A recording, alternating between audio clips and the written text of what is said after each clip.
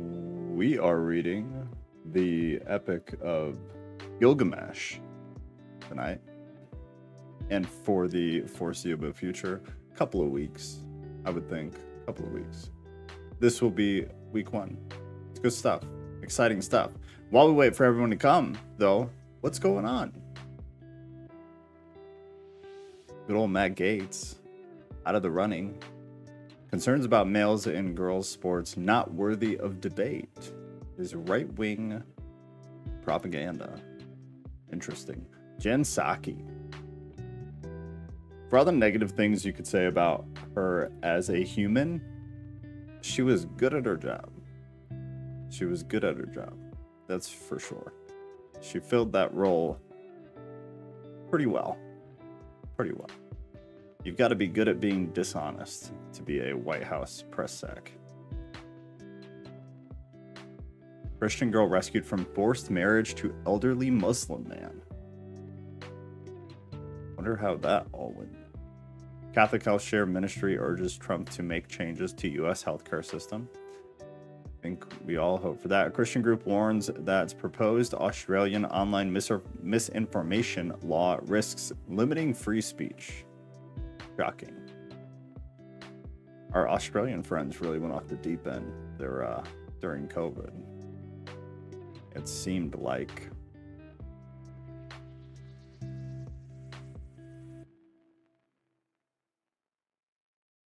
Lake and Riley. What a sad story. What a super sad story. Colorado to pay over $1.5 million to settle lawsuit with Christian website designer? What? Oh. David has arrived. Oh, you have family in town, dude. Do your thing. Do your thing. Ghost sounds good, man. Enjoy family. I will just read stories for everyone to catch up later. You're the man. Yeah, do the YouTube stuff. If you're checking in and then checking out to go do family stuff, please do that. But do the YouTube stuff on your way out. We all appreciate it because it helps us get more people. But please, please, please, if you got family in town, do not be here. Do not be here. The beautiful Pastora. Hello, lovely. Christian voters swayed. Never ends, man. Uh-oh.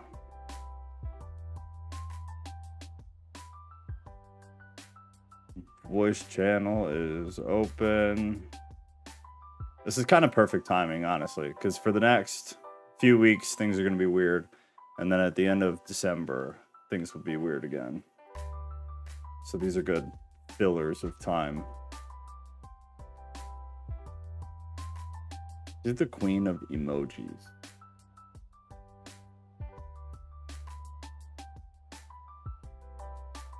All right, I'm going to slowly start making my way into reading. So the copy we have of the Epic of Gilgamesh, the translation that we have, errors were corrected by John Paulus. This is the Assyrian International News Agency, Books Online. That's where we're reading it from.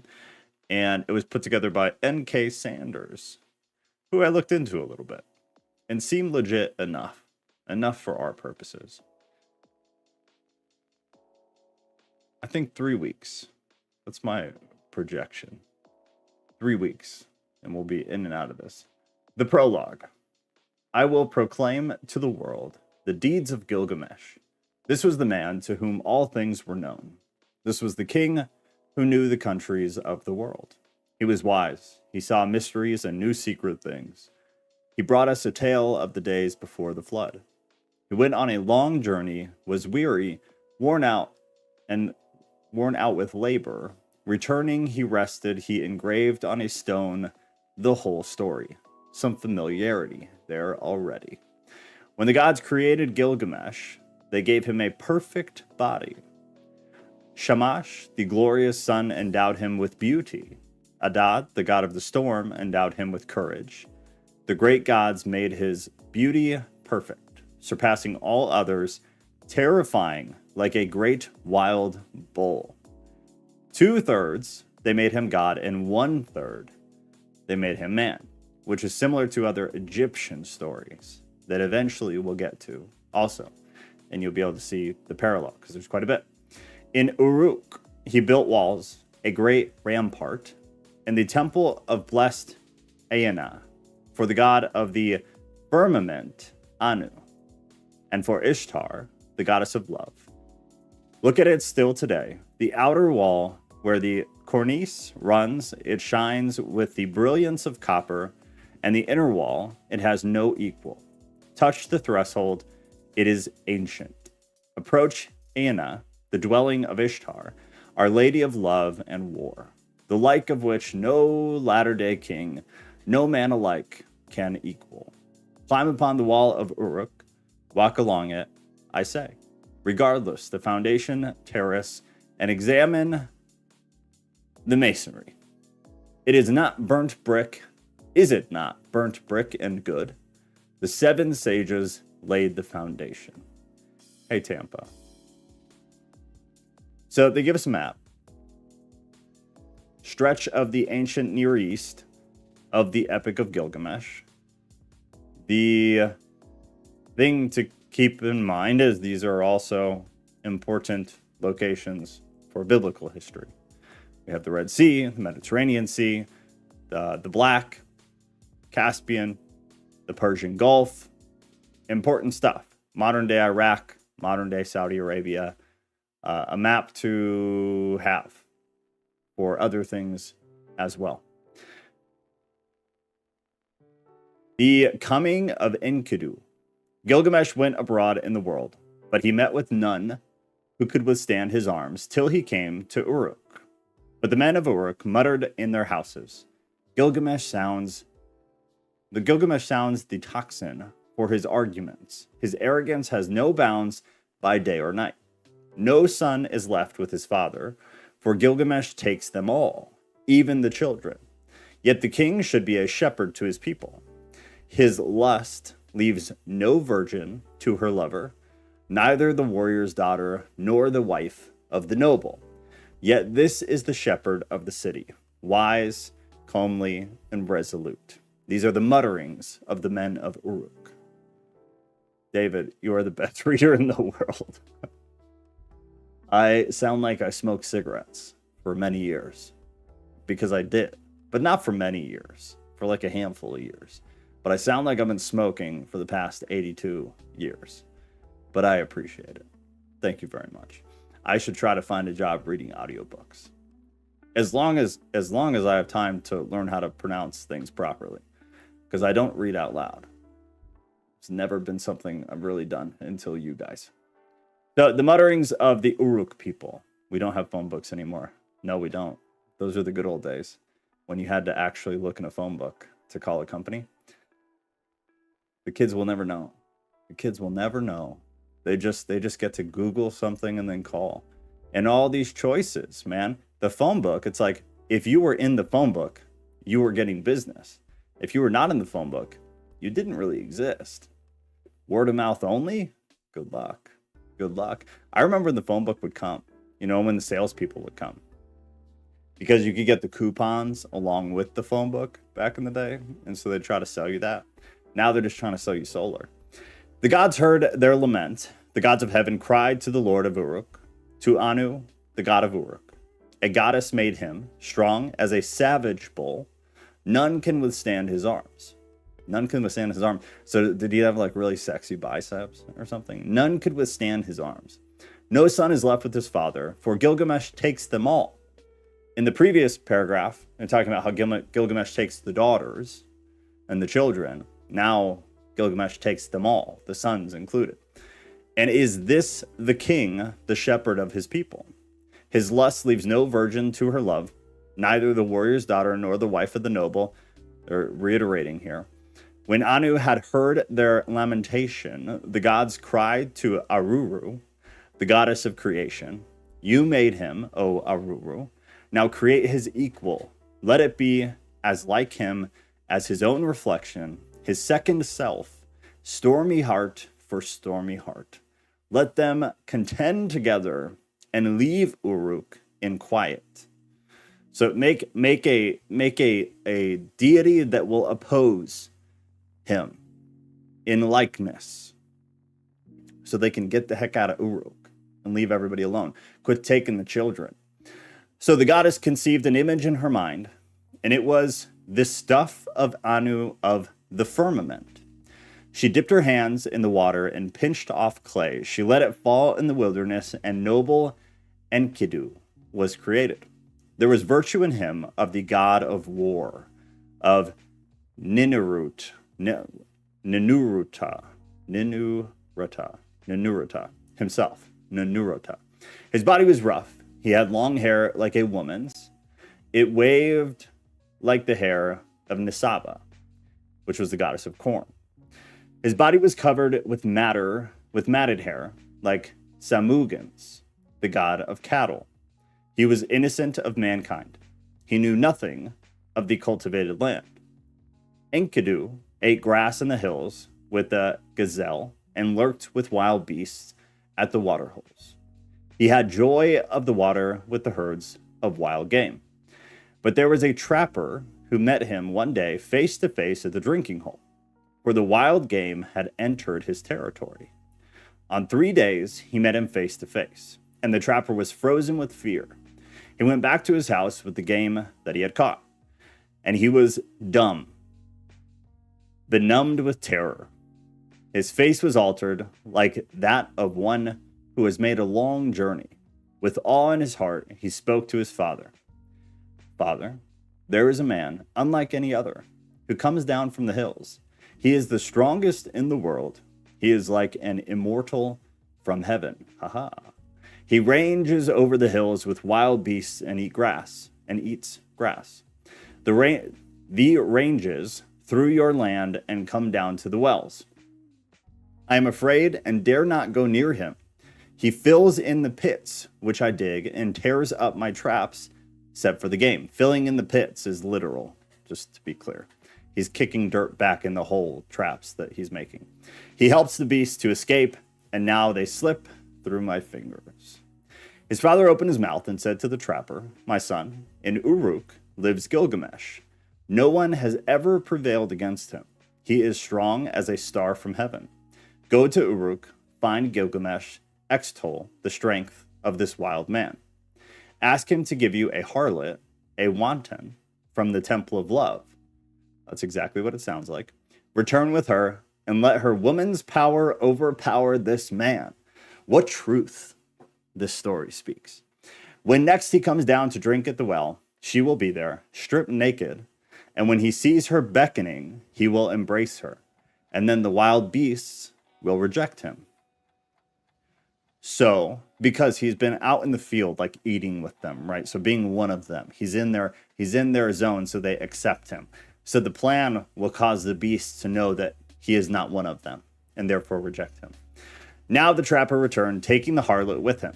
After a 3 days journey, they came to the drinking hole, and there they sat down. The harlot and the trapper sat facing one another and waited for the game to come. For the first day and for the second day, the two sat waiting. But on the third day, the herds came. They came down to drink, and Enkidu was with them. The small wild creatures of the plains were glad of the water, and Enkidu with them, who ate grass with the gazelle and was born in the hills. And she saw him, the savage man, come from far off in the hills. The trapper spoke to her. There he is. Now, woman, make your breasts bare. Have no shame. Do not delay, but welcome his love. Let him see you naked. Let him possess your body. When he comes near, uncover yourself and lie with him. Teach him, the savage man, your woman's art. For when he murmurs love to you, the wild beasts that shared his life in the hills will reject him. She was not ashamed to take him. She made herself naked and welcomed his eagerness. As he lay on her murmuring love, she taught him the woman's art. For 6 days and 7 nights they lay together, for Enkidu had forgotten his home in the hills. But when he was satisfied, he went back to the wild beasts. Then when the gazelle saw him, they bolted away. When the wild creatures saw him, they fled. Enkidu would have followed, but his body was bound, as though with a cord. His knees gave way when he started to run. His swiftness was gone. And now the wild creatures had all fled away. Enkidu was grown weak, for wisdom was in him, and the thoughts of a man were in his heart. So he returned and sat down at the woman's feet, and listened intently to what she said. You are wise, Enkidu, and now you have become like a god. Why do you want to run wild with the beasts in the hills? Come with me. I will take you to strong-walled Uruk, to the blessed temple of Ishtar and of Anu, of love and of heaven. There Gilgamesh lives, who is very strong, and like a wild bull, he lords it over men. When she had spoken, Enkidu was pleased. He longed for a comrade, for one who would understand his heart. By art, do they mean psychological manipulation? Keep that in the back of your head. Because, yeah, there are a few things that I'm curious what you guys, like, what your take is on it. Because if you look up, like, commentaries, you'll see different interpretations. Some people just think it's just pure physical. To teach him the art is her basically, I don't know how to pro-socially say it, just teaching him of the intimacy of the sexes. But others, yes, will say what you said, that it's their psychological kind of tie that they get over men due to the use of their body. So good question. And I'm curious where everybody kind of lands on that. He lords it over men, blah, blah, blah, blah, blah, blah. Okay, we're right here. When she had spoken, Enkidu was pleased. He longed for a comrade, for one who would understand his heart. Come, woman, and take me to that holy temple, to the house of Anu and of Ishtar, and to the place where Gilgamesh lords it over the people. I will challenge him boldly. I will cry out aloud in Uruk. I am the strongest here. I have come to change the old order. I am he who is born in the hills. I am he who is strongest of all. Okay, so also might mean seduce. Right, that's another interpretation. Good. My argument for that, though, is that the author explained more than enough to put the seduction already in there. So the art of the woman does seem like an additional detail. But you could make the argument. You could make the argument. She's a seducer, a seductress, blah, blah, blah, a temptress. She was initially, at least. Her job initially was to be that. Was she actually that? Big picture. Time will tell. She said, let us go, and let him see your face. I know very well where Gilgamesh is in great Uruk. Oh, Enkidu. There all the people are dressed in their gorgeous robes. Every day is a holiday. The young men and the girls are wonderful to see. How sweet they smell. All the great ones are roused from their beds. Oh, Enkidu, you who love life, I will show you Gilgamesh, a man of many moods. You shall look at him well in his radiant manhood. His body is perfect in strength and maturity. He never rests by night or day. He is stronger than you, so leave your boasting. Shamash, the glorious sun, has given favor to Gilgamesh, and Anu of the heavens, and Enlil, and Ea. The wise has given him deep understanding. I tell you, even before you have left the wilderness, Gilgamesh will know in his dreams that you are coming. So she knows how to work it. She has riz. Yes, that's the word now. That's the word now. The riz. Do girls have riz, though? I thought it was like a guy thing. I thought that was like charming. But I'm very much out of the picture, so I don't know. I don't feel like I've ever heard it in context of a woman, though. Now Gilgamesh got up to tell his dream to his mother. Did I skip something? No. Okay. Now Gilgamesh got up to tell his dream to his mother, Ninsun. one of the wise gods. Mother, last night I had a dream. I was full of joy. The young heroes were round me, and I walked through the night under the stars of the firmament. And one, a meteor of the stuff of Anu, fell down from heaven. I tried to lift it, but it proved too heavy. All the people of Uruk came round to see it. The common people jostled, and the nobles thronged to kiss its feet. And to me, its attraction was like the love of a woman. They helped me. I braced my forehead, and I raised it with thongs and brought it to you. And you yourself pronounced it my brother. Then Ninsun, who is well beloved and wise, said to Gilgamesh, this star of heaven, which descended like a meteor from the sky, which you tried to lift, but found too heavy. When you tried to move it, it would not budge, and so you brought it to my feet. I made it for you, a golden spur, and you were drawn as though to a woman. This is the strong comrade, the one who brings help to his friend in his need. He is the strongest of wild creatures, the stuff of Anu, born in the grasslands, and the wild hills reared him. When you see him, you will be glad. You will love him as a woman, and he will never forsake you. This is the meaning of the dream. Gilgamesh said, Mother, I dreamed a second dream. In the streets of strong-walled Uruk, there lay an axe. The shape of it was strange, and the people thronged round. I saw it and was glad. I bent down, deeply drawn towards it. I loved it like a woman, and wore it at my side. Ninsun answered, that axe which you saw, which drew you so powerfully, like love of a woman, that is the comrade whom I give you. And he will come in his strength like one of the hosts of heaven. He is the brave companion who rescues his friend in necessity. Gilgamesh said to his mother, a friend, a counselor has come to me from Enlil, and now I shall befriend and counsel him. So Gilgamesh told his dreams, and the harlot retold them to Enkidu.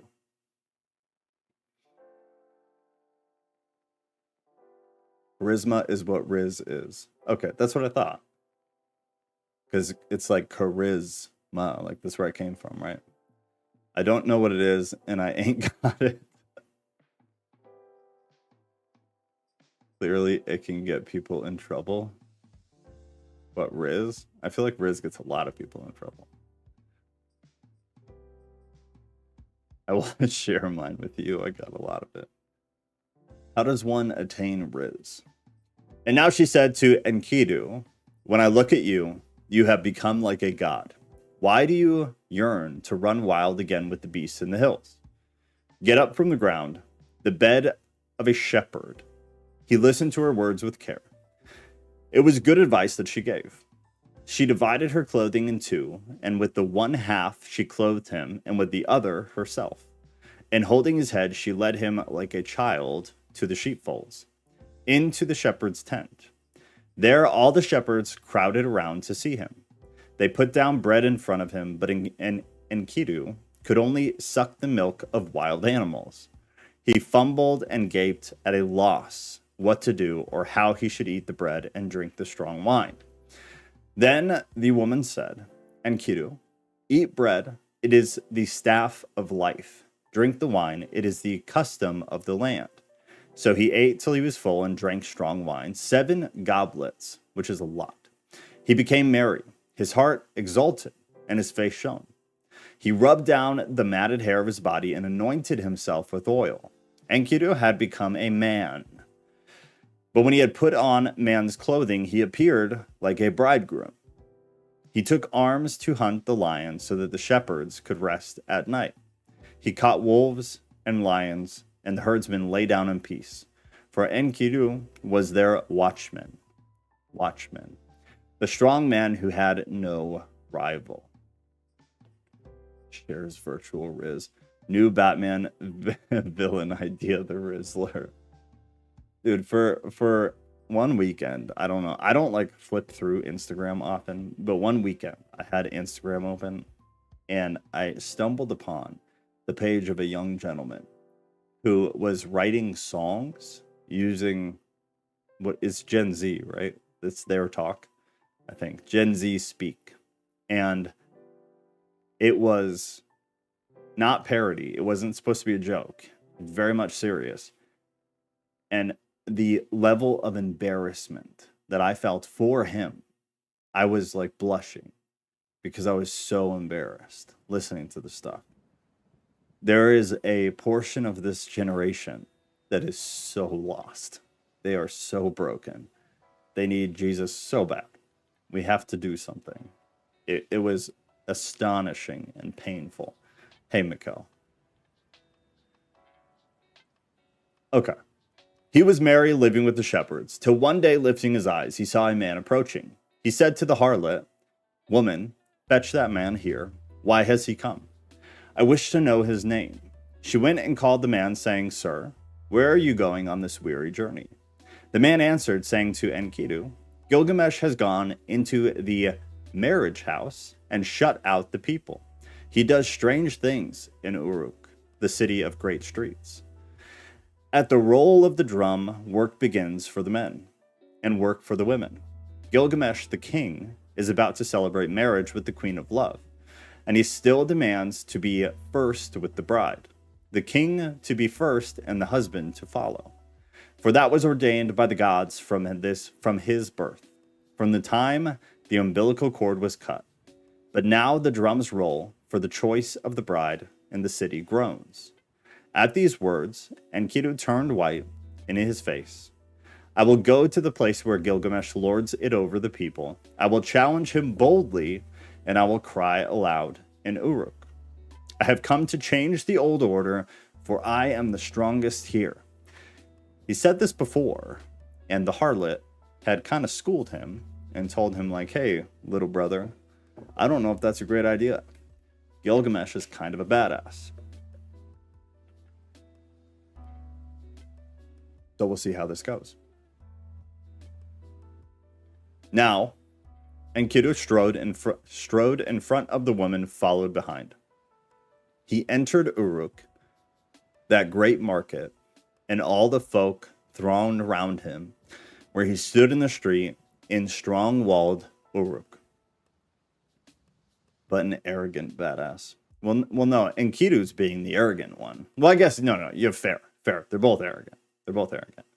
Right now, though, Enkidu is being more arrogant because he wants to challenge Gilgamesh. Gilgamesh, on the other end, is being told by his mother, the deity, that this is his brother and that it's going to be good. You have these two parallel kind of stories that are not going in the same direction. So when they meet, problematic. The people jostled. Speaking of him, they said, "He is the spit of Gilgamesh. He is shorter. He is bigger of bone," which means fat. "This is the one who was reared on the milk of wild beasts. His is the greatest strength." The men rejoice. Now Gilgamesh has met his match. This great one, this hero, whose beauty is like a god. He is a match even for Gilgamesh. In Uruk, the bridal bed was made, fit for the goddess of love. The bride waited for the bridegroom, but in the night Gilgamesh got up and came to the house. Then Enkidu stepped out. He stood in the street and blocked the way.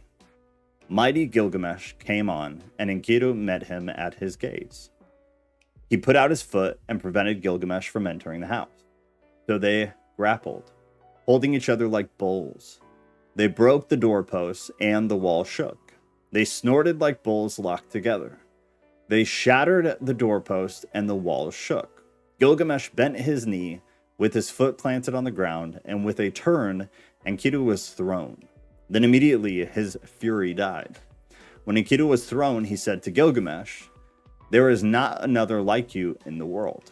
Ninsun, who is strong as a wild ox in the byre, she was the mother who bore you, and now you are raised above all men. And Enlil has given you the kingship, for your strength surpasses the strength of men." So Enkidu and Gilgamesh embraced, and their friendship was sealed. That is section 1. Who is the author? Hold on. The author for this isn't the author. I guess, what are you actually asking for? The actual author, there's a lot of argument about it, just like the Bible. They're fighting for alpha male title. They're fighting for kingship. So yes, in a sense, but with the theological side to it. You have the deity aspect to it. N.K. Sanders is who put this together, but that's not the author. I don't trust anybody who says we know who wrote this text, personally. I don't think we have it here. There's a list that I found once.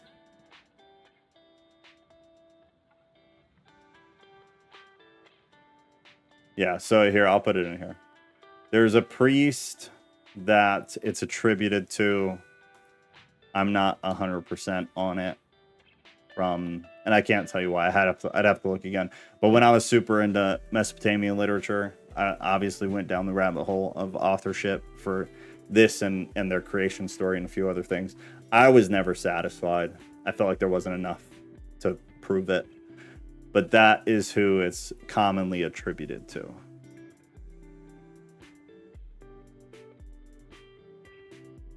Gilga, one of the last giants, right? I'm glad you said that. I think there's a lot to glean from this and other texts. And I think the concept of the giant is one of those things that's very interesting. Enlil of the mountain. This is the forest journey. The father of the gods, allegedly a bloke named, yeah, he was a priest. I don't know about it, though. I think if you go down that hole, you'll probably be disappointed with how much they have to back it. The father of the gods had decreed the destiny of Gilgamesh. So Gilgamesh dreamed, and Enkidu said, the meaning of the dream is this. The father of the gods has given you kingship. Such is your destiny. Everlasting life is not your destiny. Because of this, do not be sad at heart. Do not be grieved or oppressed. He has given you power to bind and to loose, to be the darkness and the light of mankind. He has given you unexampled supremacy over the people, victory in battle from which no fugitive returns, in forays and assaults from which there is no going back. But do not abuse this power. Deal justly with your servants in the palace. Deal justly before Shamash. The eyes of Enkidu were full of tears, and his heart was sick. He sighed bitterly, and Gilgamesh met his eyes and said, my friend, why do you sigh so bitterly? But Enkidu opened his mouth and said, I am weak. My arms have lost their strength. The cry of sorrow sticks in my throat. I am oppressed by idleness. It was then that the Lord Gilgamesh, that's the first time you get that, the title with Gilgamesh. It was then that the Lord Gilgamesh turned his thoughts to the country of the living, on the land of cedars, and the Lord Gilgamesh reflected. He said to his servant, Enkidu, I have not established my name stamped on the bricks, as my destiny decreed. Therefore, I will go to the country where the cedar is felled. I will set up my name in the place where the names of famous men are written, and where no man's name is written yet, I will rise a monument to the gods. Because of the evil that is in the land, we will go to the forest and destroy the evil. For in the forest lives Humbaba. There it is. Humbaba, whose name is Hugeness, a ferocious giant. But Enkidu sighed bitterly and said, when I went with the wild beasts ranging through the wilderness, I discovered the forest. Its length is 10,000 leagues in every direction. Enlil has appointed Humbaba to guard it and armed him in sevenfold terrors. Terrible to all flesh is Humbaba. Gilgafresh, Prince of Sumer. Rhymes with Bel Air.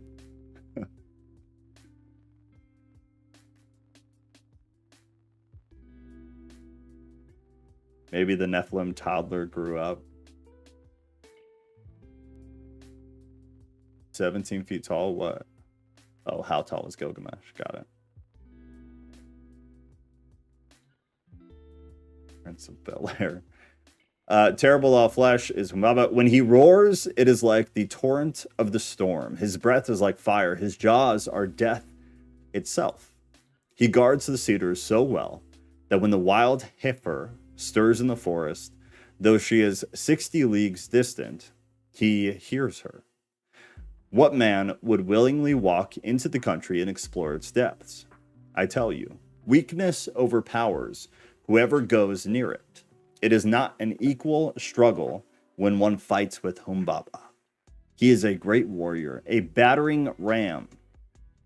Gilgamesh, the watchman of the forest, never sleeps. He never stopped wearing diapers. Terrifying. Gilgamesh replied, when is the man who can clamber to heaven? Only the gods live forever with glorious Shamash. But as for us men, our days are numbered. Our occupations are a breath of wind. How is this? Already you are afraid. I will go first, although I am your lord, and you may safely call out. Forward! There is nothing to fear. Then if I fall, I leave behind me a name that endures. Men will say of me, Gilgamesh has fallen in fight with ferocious Humbaba. Long after the child has been bony in my house, they will say it and remember. They'll remember me, the pride. Enkidu spoke again to Gilgamesh. O my lord, if you will enter that country, go first to the hero,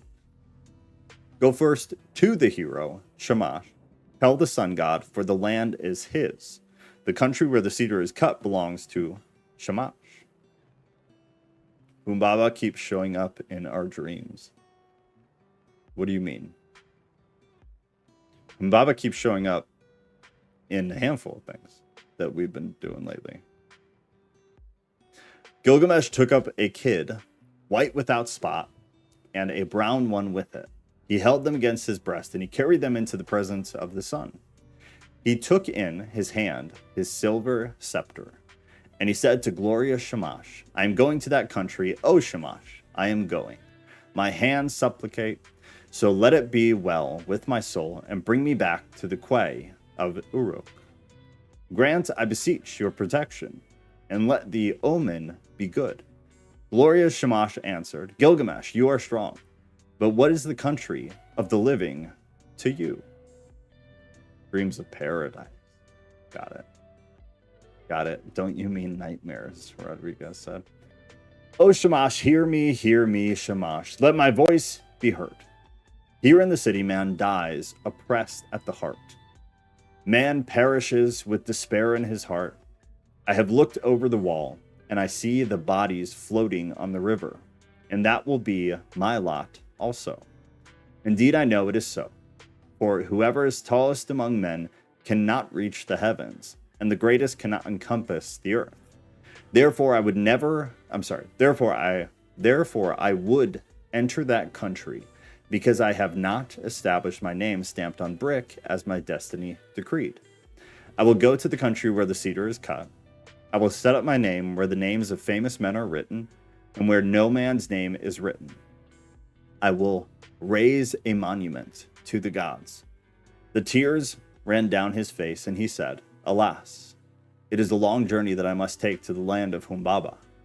If this enterprise is not to be accomplished, why did you move me, Shamash, with the restless desire to perform it? How can I succeed if you will not secure me? If I die in that country, I will die without rancor. But if I return, I will make a glorious offering of gifts and a praise to Shamash. So Shamash accepted the sacrifice of his tears. Like the compassionate man, he showed him mercy. He appointed strong allies for Gilgamesh, sons of one mother, and stationed them in the mountain caves. The great winds he appointed, the north wind, the whirlwind, the stone and the ice wind, the tempest and the scorching wind.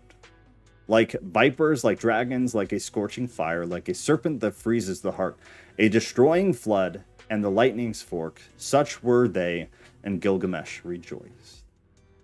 He went to the forge and said, I will give orders to the armorers. They shall cast us our weapons while we watch them. So they gave orders to the armorers, and the craftsmen sat down in conference. They went into the groves of the plain and cut willow and boxwood. They cast for them axes of 90 pounds, and great swords they cast with blades of 60 pounds each one, with pommels and hilts of 30 pounds. They cast for Gilgamesh the axe labeled Might of Heroes, and a bow of Anshan. And Gilgamesh was armed, and Enkidu was armed, and Enkidu, and the weight of the arms they carried was 30 pounds. So they were both armed. That did not roll through my head the way that it was intended. The people collected, and the counselors in the streets and in the marketplace of Uruk. They came through the gate of 7 bolts, and Gilgamesh spoke to them in the marketplace. I, Gilgamesh, go to see that creature of whom such things are spoken, the rumor of whose name fills the world. I will conquer him in his cedar wood, and show the strength of the sons of Uruk. All the world shall know of it. I am committed to this enterprise, to climb the mountain, to cut down the cedar, and to leave behind me an enduring name. The counselors of Uruk, the great market, answered him, Gilgamesh, you are young. Your courage carries you too far. You cannot know what this enterprise means. Which you plan. We have heard that Humbaba is not like men who die. His weapons are such that none can stand against them. The forest stretches for 10,000 leagues in every direction. Who would willingly go down to explore its depths? As for Humbaba, when he roars it is like the torrent of the storm. His breath is like fire, and jaws are death itself. Why do you crave to do this thing, Gilgamesh? It is no equal struggle when one fights with Humbaba, that battering ram. When he heard these words of the counselors, Gilgamesh looked at his friend and laughed. How shall I answer them? Shall I say I am afraid of Humbaba? I will sit at home all the rest of my days? Then Gilgamesh opened his mouth again and said to Enkidu, my friend, let us go to the great palace, to Egalma, and stand before Ninsun, the queen. Ninsun was wise and deep knowledge. She will give us counsel for the road we must go. They took each other by the hand as they went to Egalma, and they went to Ninsun, the great queen. Gilgamesh approached. He entered the palace and spoke to Ninsun. Ninsun, will you listen to me? I have a long journey to go, to the land of Humbaba. I must travel an unknown road and fight a strange battle. For the day I go until I return, till I reach the cedar forest and destroy the evil which Shamash abhors, pray for me to Shamash. The marketplace. Yeah, that's always gotten me. That's always really stood out to me. I'm glad you said that. Mikkel said the marketplace, which every time I read this, it always is like a sore thumb to me. Up here. To the people collected in the counselors in the streets and in the marketplace of Uruk. And then when they were explaining Uruk, so the counselors of Uruk, the great market, answered him. What is it? What is the great market? In the streets, in the marketplace of Uruk. And then the sentence itself is awe-inspiring in a sense. The counselors of Uruk, the great market, answered him. The market of Uruk. I wonder if anybody has theories. It's always bugged me. And I have my own.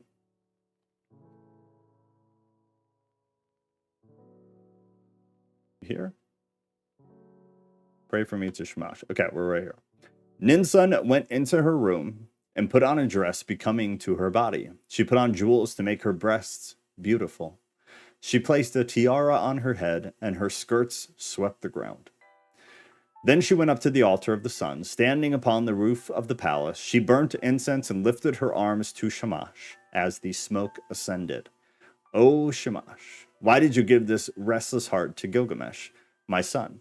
Why did you give it? You have moved him, and now he sets out on a long journey to the land of Humbaba, to travel an unknown road and fight a strange battle. Therefore, from the day that he goes till the day he returns, until he reaches the cedar forest, until he kills Humbaba and destroys the evil thing which you, Shamash, abhor, do not forget him, but let the dawn, Aya, your dear bride, remind you always. And when the day is done, give him to the watchman of the night to keep him from harm. Give him to the watchman of the night to keep him from harm. Then Ninsun, the mother of Gilgamesh, extinguished the incense, and she called to Enkidu with this exhortation. Strong Enkidu, you are not the child of my body, but I will receive you as my adopted son. You are my other child, like the foundlings they bring to the temple. Serve Gilgamesh as a foundling serves the temple and the priestess who reared him. In the presence of my woman, any votaries and hierophants, I declare it. Then she placed the amulet for a pledge around his neck, and she said to him, I entrust you, my son, bring him back to me safely. And now they brought to them the weapons. So now the weapons come. All preparation to go to the forest. They put in their hands the great swords and their golden scabbards, and the bow and the quiver. Gilgamesh took the axe, he slung the quiver from his shoulder, and the bow of Anshan, and buckled the sword to his belt. And so they were armed and ready for the journey. Now all the people came and pressed on them and said, when will you return to the city? The counselors blessed Gilgamesh and warned him, do not trust too much in your own strength. Be watchful, restrain your blows at first. The one who goes in front protects his companion. The good guide who knows the way guards his friend. The good guide who knows his way guards his friend. Let Enkidu lead the way. He knows the road to the forest. He has seen Humbaba and is experienced in battle. Let him press first into the passes. Let him be watchful and look to himself. Let Enkidu protect his friend and guard his companion, and bring him safe through the pitfalls of the road. We, the counselors of Uruk, entrust our king to you. O Enkidu, bring him back safely to us. Again, Gilgamesh said, may Shamash give you your heart's desire. May he let you see with your eyes the thing accomplished which your lips have spoken. May he open a path for you where it is blocked, and a road for your feet to tread. May he open the mountains for your crossing, and may the night time bring you the blessings of night. And Lagulbanda,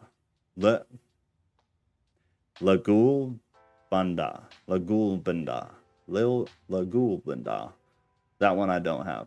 Sorry, y'all. Your guardian God, stand beside you for victory.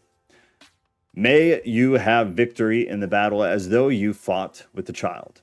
Wash your feet in the river of Humbaba, to which you are journeying. In the evening, dig a well, and let there always be pure water in your water skin. Offer cold water to Shamash, and do not forget Lagulbanda.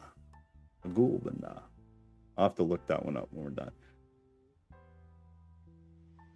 Mikkel said the marketplace usually symbolizes the worldly life, the world's socioeconomic structure, where we're constantly trying to sell ourselves to others. Right. The interesting thing to me, the reason it stood out, is because the beginning of the paragraph, they're using it literally.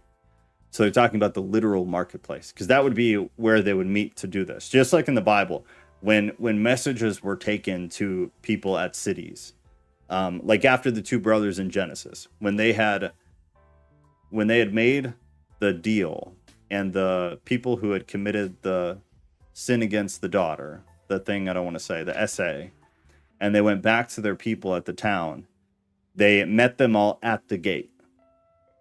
At the gate usually means the marketplace, because this would be where everybody would gather. It's where trade would happen. It's where everybody would be. And the New Testament, it's like that's where a lot of the preaching happened, would be at the marketplace. So the reason I find it interesting is because in the beginning of that one paragraph that I was referring to, it's literal. So they're talking about the literal marketplace. And then later in the paragraph, it's in the context, in my opinion, what Mikkel's talking about, where it's more symbolic. There's a symbolic reference to those people, the counselors. It's interesting. And it's not the only time it happens. Mikkel said, reminds me of Jesus at the temple wreaking havoc. That was a marketplace in Gospels. Right. The marketplace is always really, really interesting with a lot of this old ancient Near East literature, because you have to delineate between, like, because there was a real marketplace and it was a really, really popular place. So there's a lot of writing about it and there's a lot of references to it. But then it is often used in a symbolic manner too. It's interesting. It always stands out to me. I think it always will. And I think it's something people just read past and they don't really think for more than half a second, like, oh, maybe this specific reference wasn't literal. Then Enkidu opened his mouth and said, forward, there is nothing to fear. Follow me, for I know the place where Humbaba lives, and the paths where he walks. Let the counselors go back. Here is no cause for fear. When the counselors heard this, they sped the hero on his way.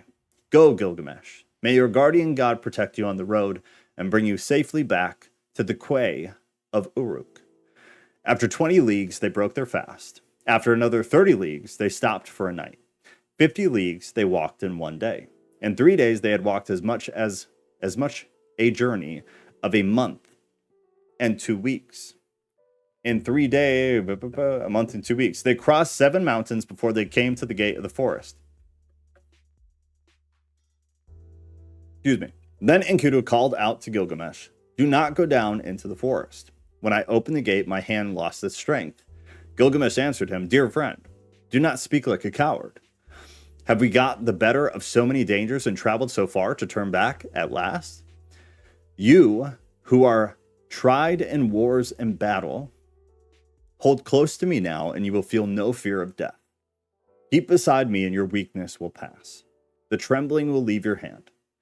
Would my friend rather stay behind? No. We will go down together into the heart of the forest. Let your courage be roused by the battle to come. Forget death and follow me, a man resolute in action, but one who is not foolhardy. When two go together, each will protect himself and shield his companion. And if they fall, they leave an enduring name. Nietzsche also goes to the marketplace where he denounces, we killed God. What was that in? What text was that? Yeah, what text was that? Okay, so they're getting close. How much we got here? We got a good bit still. Together they went down into the forest, and they came to the green mountain. There they stood still. They were struck dumb. They stood still and gazed at the forest. They saw the height of the cedar. They saw the way into the forest and the track where Humbaba was used to walk. That's a weird way to say that. The track where Humbaba was used to walk, where he was walking, the path. He had cut a path. The way was broad and the going was good. They gazed at the mountain of cedars, the dwelling place of the gods, and the throne of Ishtar. The hugeness of the cedar rose in front of the mountain. Its shade was beautiful, full of comfort. Mountain and glade were green with brushwood. There Gilgamesh dug a well before the setting sun. He went up the mountain and poured out fine meal on the ground and said, O mountain, dwelling of the gods, bring me a favorable dream. Then they took each other by the hand and lay down to sleep. And the sleep that flows from the night lapped over them. Gilgamesh dreamed, and at midnight sleep left him. And he told his dream to his friend, Enkidu. What was it that woke me if you did not? My friend, I have dreamed a dream. Get up, look at the mountain precipice. The sleep that the god sent me is broken. Ah, my friend, what a dream I have had. Terror and confusion. I seized hold of a wild bull in the wilderness. It bellowed and beat up the dust till the whole sky was dark. My arm was seized and my tongue bitten. I fell back on my knee. Then someone refreshed me with water from his water skin. Enkidu said, Dear friend, the god to whom we are traveling is no wild bull, though his form is mysterious. That wild bull which you saw is Shamash, the protector. In our moment of peril, he will take our hands. The one who gave water from his water skin, that is your own God, who cares for your good name, your Lagulbanda. United with him, together we will accomplish a work, the fame of which will never die. United with him, together we will accomplish a work, the fame of which will never die. Gilgamesh said, I dreamed again. We stood in a deep gorge of the mountain, and beside it, we two were like the smallest of swamp flies. And suddenly the mountain fell. It struck me and caught my feet from under me. Then came an intolerable light blazing out, and in it was one whose grace and whose beauty were greater than the beauty of this world.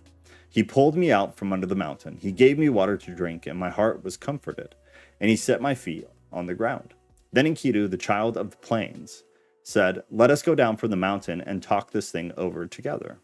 He said to Gilgamesh, the young god, these are new titles, that's worth pointing out. Enkidu, the child of the plains, has not been said yet, and Gilgamesh, the young god, I don't believe has been said yet. Your dream is good, your dream is excellent. The mountain which you saw is Humbaba. Now surely we will seize and kill him, throw his body as the mountain fell on the plain. The next day, after 20 leagues, they broke their fast, and after another 30, they stopped for the night. They dug a well before the sun had set, and Gilgamesh ascended the mountain. He poured out fine meal on the ground and said, O mountain, dwelling of the gods, send a dream for Enkidu, make him a favorable dream. The mountain fashioned a dream for Enkidu. It came, an ominous dream. A cold shower passed over him. It caused him to cower like the mountain barely under a storm of rain. But Gilgamesh sat with his chin on his knee, till the sleep which flowed over all mankind lapped over him. Then at midnight sleep left him. He got up and said to his friend, Did you call me? Or why did I wake? Did you touch me? Or why am I terrified? Did not some god pass by? For my limbs are numb with fear. My friend, I saw a third dream, and this dream was altogether frightful. The heavens roared, and the earth roared again. Daylight failed, and darkness fell. Lightnings flashed, fire blazed out, the clouds lowered, they rained down death. Then the brightness departed, the fire went out, and all was turned to ashes fallen about us. Let us go down from the mountain and talk this over, and consider what we should do. When they came down from the mountain, Gilgamesh seized the axe in his hand. He felled the cedar. When Humbaba heard the noise far off, he was enraged. He cried out, Who is this that has violated my woods and cut down my cedar? But glorious Shamash called to them out of the heaven, Go forward, do not be afraid. But now Gilgamesh was overcome by weakness, for sleep had seized him suddenly. A profound sleep held him. He lay on the ground, stretched out speechless, as though in a dream. Sounds like sleep paralysis. When Enkidu touched him, he did not rise. When he spoke to him, he did not reply. O Gilgamesh, lord of the plain of Kulab, the world grows dark. The shadows have spread over it. Now is the glimmer of dusk. Shamash has departed. His bright head is quenched in the bosom of his mother, Ningao. O Gilgamesh, how long will you lie like this, asleep? Never let the mother who gave you birth, be forced in mourning into the city square. It's all happening, and we're about out of time. I'm considering stopping here for the week. Let me see where the next one starts.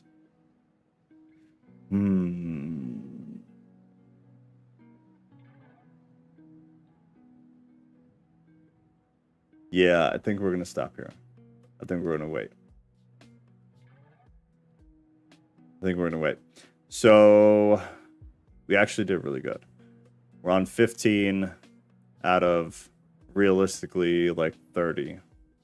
So this may just be a couple of weeks for us. We will see. But that's it. And I know everybody's got stuff going on. So if anybody has anything, now's the time. Otherwise, we're going to keep it at a clean hour. Sunday, we're doing our normal stuff, Genesis.